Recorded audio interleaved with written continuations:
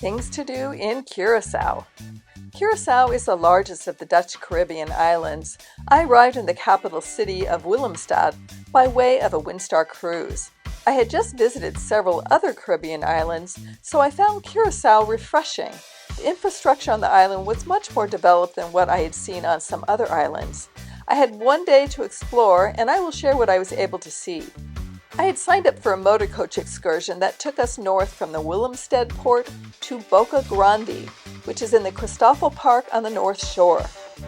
We parked and walked a short distance to the ocean. On the way, we spotted a barely moving iguana perched on a branch. The landscape, which I assume was basalt, was pocked with crevices. When you arrived at the edge, you could observe the waves splashing and crashing along the shoreline. It was quite a dramatic landscape.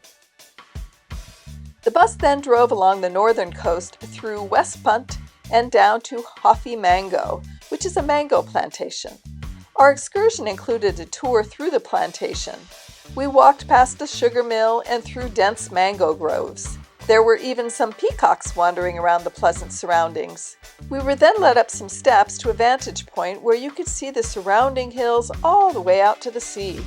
It was a beautiful, undeveloped area, and frankly surprised me when I reached the top. There was a striking sculpture on the hill depicting the hands of God. I really enjoyed this perch atop the mountain. There was a quiet beauty to it. Next, our bus took us down the southern coast to Cas Abao Beach. It is a lovely beach with crystal turquoise waters. It wasn't too crowded, and I snatched a chaise in the shade. While there, I looked up and there was a circular rainbow in the sky. My picture doesn't do it justice, but I'd never seen anything like it. There was a refreshment stand, bar, toilet facilities, and showers. We only stayed about an hour and then drove back to the cruise port. After grabbing a late lunch, I headed toward the Queen Emma Bridge, which I planned to cross to get into the downtown area of Willemstad.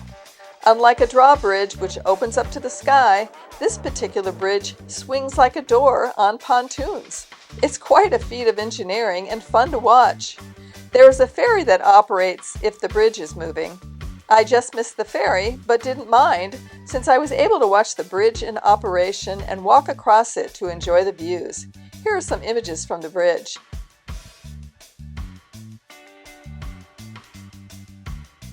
It was very hot that day, but I wandered through the streets on the other side of the Santa Ana Bay. I love the colorful buildings in Willemstad. I thought the architecture was beautiful. There are some fun murals and artwork on the building walls, and places to get your picture taken by the letters Curacao and Dushi. I had to look up Dushi in Papiamento, the language of Curacao. Dushi is a versatile word meaning sweet, nice, good, lovely, or even sweetheart, so it is certainly a welcoming word. There is also an area along the canal that they call a floating market. However, it wasn't exactly floating, like the floating market I've seen in Amsterdam. It was on solid land right next to the canal and included many souvenir and fruit stands. Eventually, I walked back over the bridge to the other side and wandered the streets there. I was first drawn to this fabulous mural and wanted to get a closer look. Very interesting.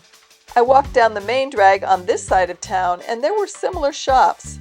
There were quite a few thought-provoking murals, an old church, and an underpass that had a mural on the ceiling with chandeliers. Go figure. There was also a set of very colorful mosaic stairs. I felt like I was able to see much of the island during my one day in Curacao. Curacao, for me, stood out among the other Caribbean islands I had visited.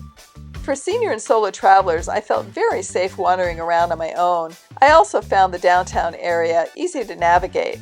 I think the bus tour was a wise choice for seeing other parts of the island.